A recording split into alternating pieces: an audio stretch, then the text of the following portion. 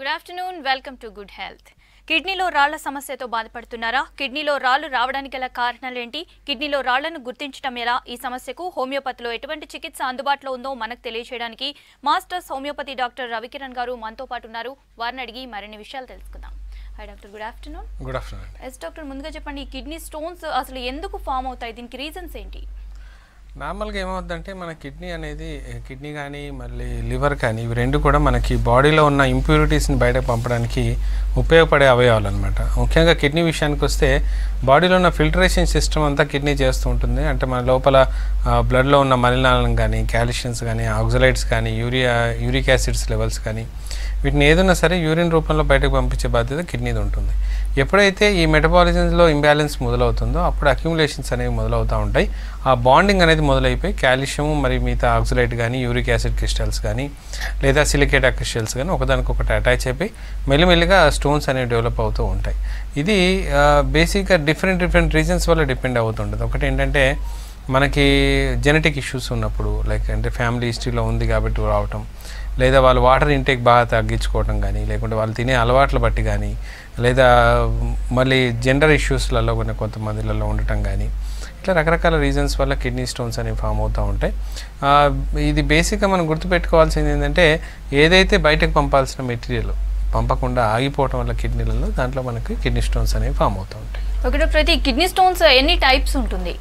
నార్మల్గా kidney స్టోన్స్లో calcium ఆక్సలైడ్ stones number 1గా చెప్పుకోవచ్చు అండి. కాల్షియం ఆక్సలైడ్ స్టోన్స్ తర్వాత యూరిక్ యాసిడ్ క్రిస్టల్స్ కొన్ని ఉంటాయి, మళ్ళీ కాల్షియం సిలికేటా క్రిస్టల్స్ కొన్ని, కాల్షియం ఫాస్ఫేట్ కొన్ని, వాటితో పాటు కొన్ని ఇంకా వేరే నామినల్ ఉంటాయి. కాకపోతే ఎక్కువ మందిలో మనం చూసింది ఏంటంటే కాల్షియం ఆక్సలైడ్ క్రిస్టల్స్ కానీ, లేకపోతే కాల్షియం ఫాస్ఫేట్, సిలికేటా క్రిస్టల్స్, యూరిక్ యాసిడ్ క్రిస్టల్స్ ఎక్కువగా మనకు ఫామ్ అవుతూ ఉంటాయి.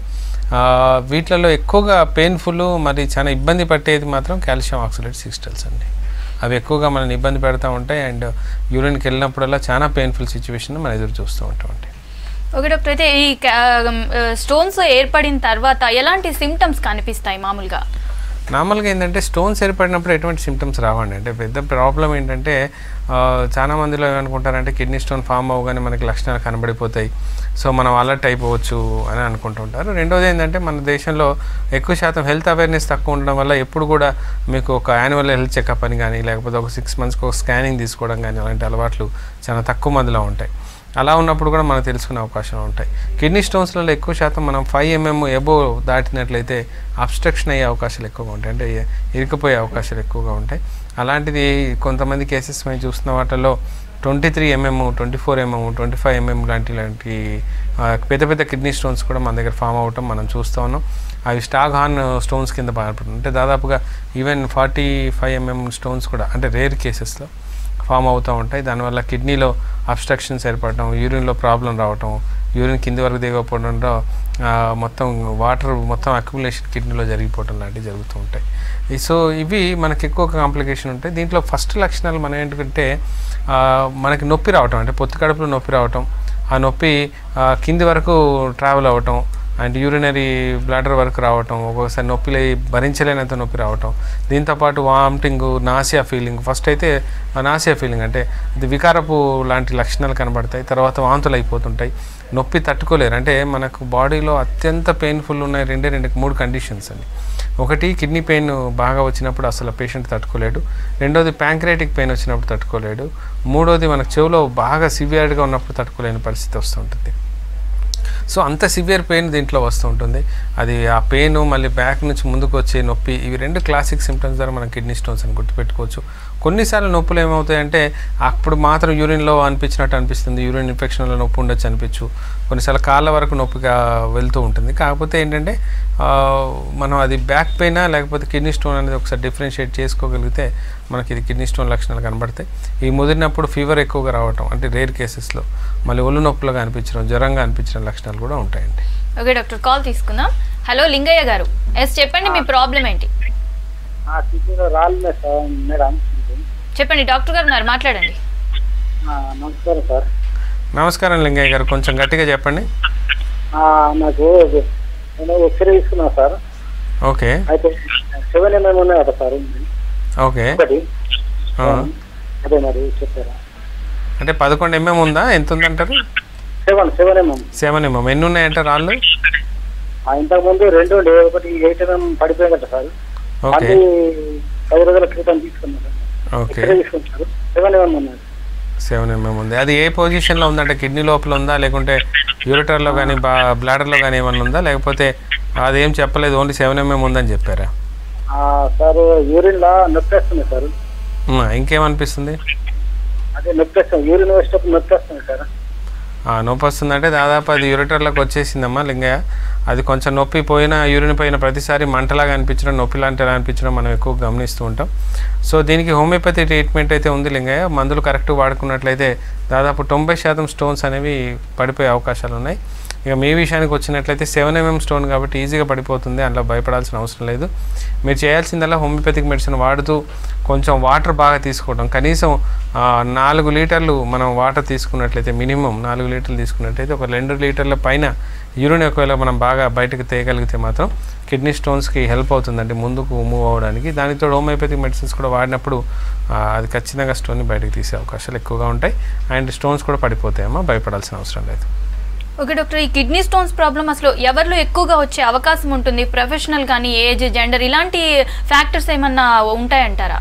ఖచ్చితంగా ఉంటాయండి. అంటే నార్మల్గా ఏంటంటే మేము చూసిన పరిశీలన అంటే గ్రౌండ్ రియాలిటీ ప్రకారం కానీ, లేకపోతే WHO ఒక రూల్స్ అండ్ రెగ్యులేషన్స్ ప్రకారం కూడా ఆడవాళ్ళలో ఎక్కువగా కిడ్నీ స్టోన్స్ అనేది ఎక్కువ చూస్తుంటాం. కొంతమంది మగవాళ్ళలో ఎక్కువైతే మార్కెటింగ్ పర్సనాలిటీ ఎవరైతే ఉంటారో, బిల్డింగ్ ఏరియాలో పనిచేసే వాళ్ళు ఎక్కువ ఉంటారు, లేకపోతే ఫ్లోరైడ్ ఏరియాలో ఉండి అక్కడ వాటర్ తాగుతున్న వాళ్ళల్లో కానీ, నాన్ వెజిటేరియన్ ఎక్కువ తీసుకున్న వాళ్ళల్లో కానీ, లేకపోతే కూల్ డ్రింక్స్, సాఫ్ట్ డ్రింక్స్ ఎక్కువ తీసుకున్న వాళ్ళలో కూడా మేము కిడ్నీ స్టోన్స్ ఎక్కువ ఫామ్ అవడం చూసాం.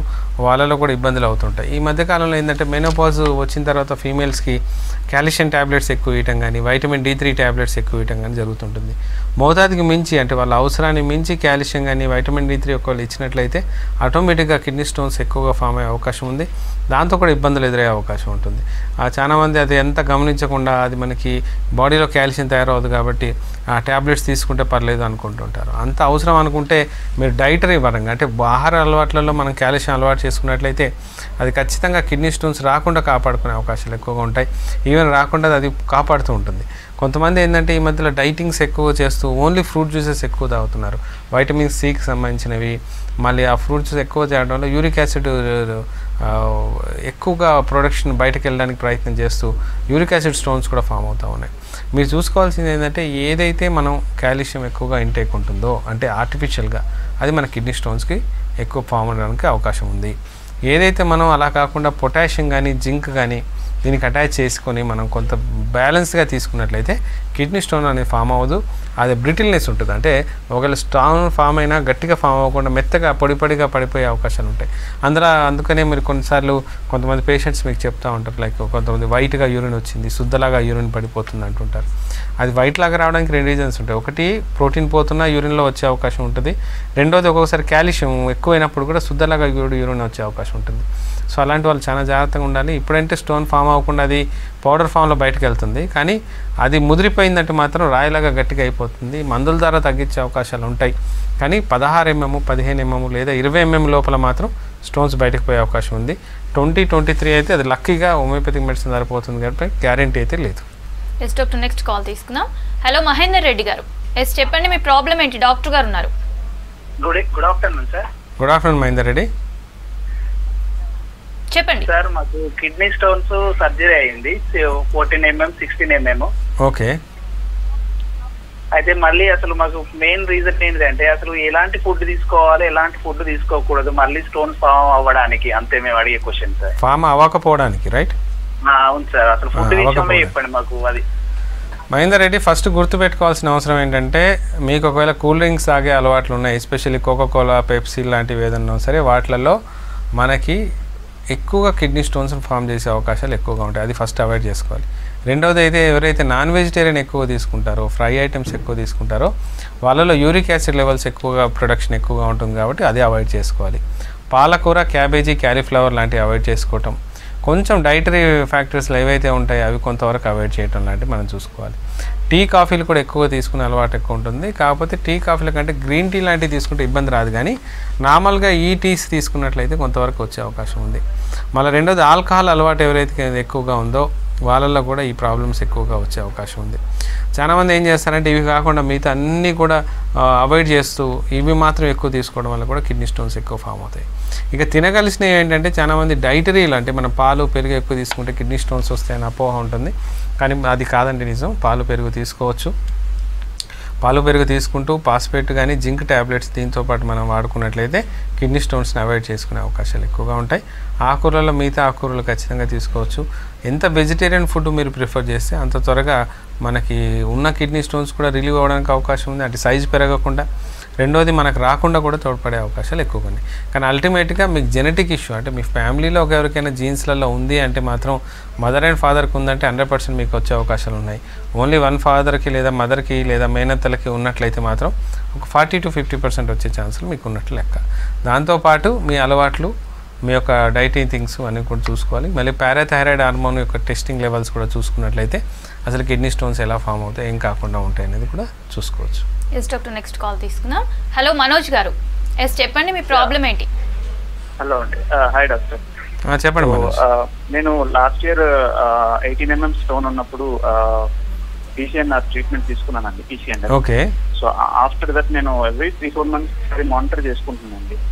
మళ్ళీ స్టోన్ ఏదైనా ఫామ్ అవుతుందా, ఏదైనా ఉందా అని. ఓకే. సో ఇప్పుడున్న కోవిడ్ సిచ్యువేషన్ లో వెళ్ళి స్కాన్ చేసుకోవాలంటే కష్టం అవుతుంది కాబట్టి మనకి యూరిన్ పోసినప్పుడు ఆ కలర్ ద్వారా కానీ లేకపోతే ఏదైనా సెన్స్ వల్ల కానీ స్టోన్ కొంచెమైనా ఫామ్ అయిందని తెలుసుకోవచ్చు. మనోజ్, మనం ఏం చేద్దామంటే దీనికి ఇంకొక మెథడాలజీ ఉందండి. అంటే ఎట్లా అంటే మనకి యూరిన్ ఎగ్జామినేషన్ ఒకవేళ చేసినట్లయితే, నార్మల్గా యూరిన్ ఎగ్జామినేషను వన్లో క్రిస్టల్స్ ఒకవేళ వస్తున్నట్లయితే ఇంకా మన లోపల ఏదో బాడీలో చేంజెస్ జరుగుతున్నట్లు లెక్క. ఒకవేళ కాల్షియం ఆక్సిలేట్ క్రిస్టల్స్ కానీ పాస్పేట్ క్రిస్టల్స్ కానీ ఏమీ కనబడకుండా యూరిన్ ప్లెయిన్గా కనబడుతున్నట్లయితే అదొకటి మనం చూసుకోవచ్చు. అలా కాకుండా మనకున్న సిమ్టమ్స్ బట్టి. కానీ బ్యాడ్ లక్ ఏంటంటే మనకు పెద్ద స్టోన్ అయ్యి అది ఇరుక్కపోయే వరకు కూడా ఒక్క లక్షణం కూడా మనకు కనబడదు. నేను ఇంతకుముందు చెప్పినట్టుగా డైటరీ రిస్ట్రిక్షన్స్ ఫాలో చేసుకుంటూ ఉండడమే మనకున్న ఏకైక ఆప్షన్ తప్ప వితౌట్ ల్యాబొరేటరీ థింగ్తో అది పెరిగిందా, తగ్గిందా, లేకుండా వస్తుందా, రాదా అనేది మనం చూసుకోలేమండి. ఓన్లీ యూరిన్ ఎగ్జామినేషన్లో మాత్రం స్కానింగ్ లాంటి ఎక్స్రే లాంటివి అవాయిడ్ చేసుకొని యూరిన్ ఎగ్జామినేషన్ ద్వారా పంపించగలిగితే దాని ద్వారా మనం గెస్ చేసుకునే అవకాశాలు ఎక్కువగా ఉంటాయండి. ఎస్ డాక్టర్, నెక్స్ట్ కాల్ తీసుకుందాం. హలో శ్రీనివాస్ గారు, ఎస్ చెప్పండి మీ ప్రాబ్లం ఏంటి? మేడం నాకు కిడ్నీలో స్టోన్స్ ఉంది మేడం. చెప్పండి. హలో డాక్టర్ గారు ఉన్నారు, మాట్లాడండి. డాక్టర్ గారు చెప్పండి శ్రీనివాస్ గారు. నిన్న ఒక 3 days క్రితం స్కానింగ్ తీపించుకుంటే లెఫ్ట్ లో వచ్చేసి 3.6 mm ఉంది, రైట్ సైడ్ వచ్చేసి 4 mm ఉంది, యూరిన్ బార్డర్ లో 6.9 mm స్టోన్స్ ఉన్నాయన్నారు సార్. ఓకే సార్, నాకు ప్రజెంట్ గా ప్రాబ్లం ఏంటంటే యూరిన్ వచ్చేటప్పుడు మంటాను, చీమ్ కూడా వస్తుంది సార్. చీమ్ కూడా వచ్చిందా? చీమ్ వస్తుంది సార్. ఓకే, అది సార్ ప్రాబ్లమ్. అయితే మామూలుగా మా దగ్గర MBBS డాక్టర్ చూపించుకుంటే యూరిన్ ఇన్ఫెక్షన్ అని క్యాన్లో పెట్టి ఒక 3 days యాంటీబయాటిక్ ఇచ్చారు, అయినా తగ్గలేదు. ఓకే సార్, అది సార్ ప్రాబ్లం. ఈ చీమ్ వస్తూనే ఉంది, యూరిన్ పోసినప్పుడు లైట్ కొంచెం మంట వస్తుంది సార్. శ్రీనివాస్, నీ బ్యాడ్లకు ఏంటంటే నార్మల్గా ఏదైతే స్టోన్ పర్ఫెక్ట్గా వెళ్ళిపోవాల్సిన స్టోన్ వెళ్ళిపోకుండా బ్లాడర్లో ఇరుక్కపోయి ఉంది, అది కొంతవరకు ఇన్ఫెక్షన్స్కు రీజన్ అవుతుందని నా డౌటు. ఇప్పుడు ఏవైతే మనకు ఆల్రెడీ 3 mm మళ్ళీ 4 mm అయితే రైట్ అండ్ లెఫ్ట్ కిడ్నీస్లో ఉన్నాయి, వాటి వల్ల అయితే మీకు చీమ్ ఫామ్ అవ్వట్లేదు. ఖచ్చితంగా ఇది బ్లాడర్లో ఉన్న స్టోన్ వల్లే మనకు ఇబ్బంది ఎదురవుతూ ఉంది. ఆల్రెడీ యాంటీబయాటిక్స్ మీకు స్టార్ట్ చేసి ఉంటారు, కానీ ఇప్పటివరకు రిజల్ట్ రాలేదు అంటే లోపల ఉన్న ఇన్ఫెక్షన్స్ ప్రాపర్గా డీల్ అవ్వట్లేదు లేదా తగ్గట్లేదు అని అర్థం. సో నేను చెప్పేది ఏంటంటే ఇప్పుడు మనం మెడిసిన్స్ ఖమ్మంలో ఎవరైనా మంచి హోమియోపతి డాక్టర్ ఉంటే మరి ఇమీడియట్గా స్టార్ట్ చేసుకోండి. బ్లాడర్లో ఉన్న స్టోన్స్ క్లియర్ చేయడం చాలా ఈజీ అండి, కంపేర్ టు మన కిడ్నీలో ఉన్న స్టోన్స్ కానీ నెఫ్రోలిథియోసిస్ అంటారు, యూరోటర్లో ఉన్నట్లయితే యూరోలిథియోసిస్ అంటారు.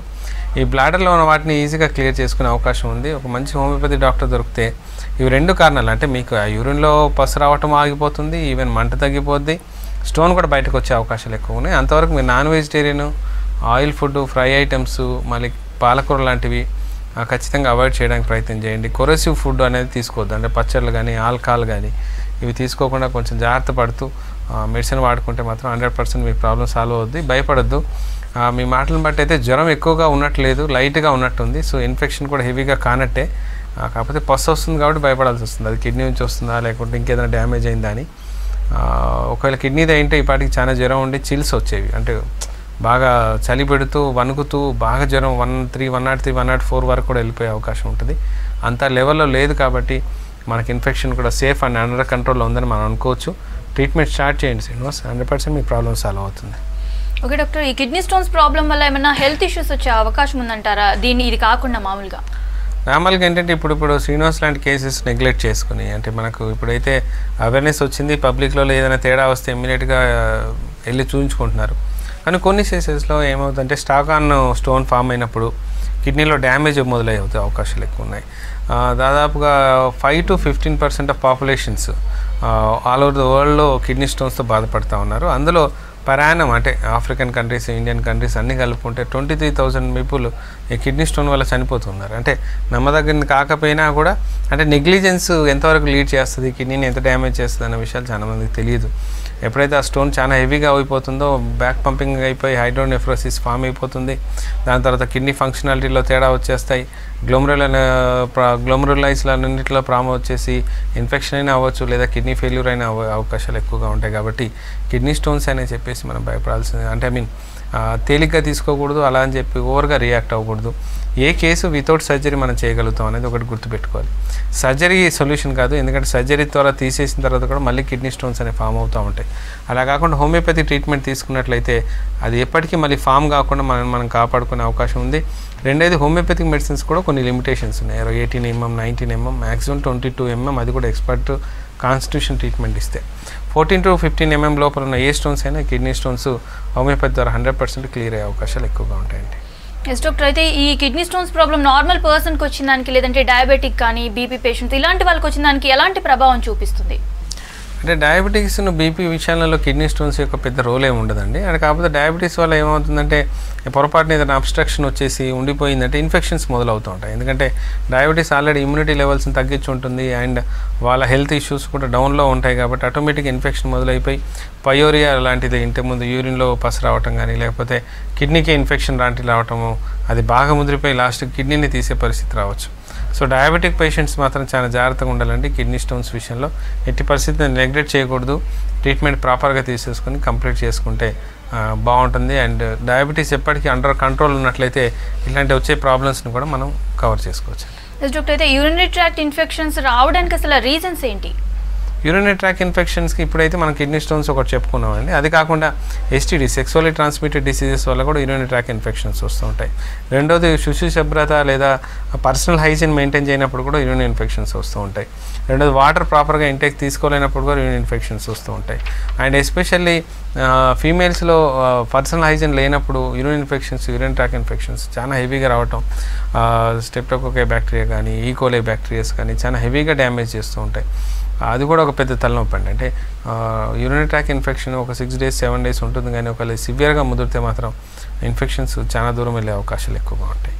ఓకే డాక్టర్, అయితే గాల్ స్టోన్స్ రావడానికి అసలు రీజన్స్ ఏంటి, అసలు ఎందుకు వస్తాయి?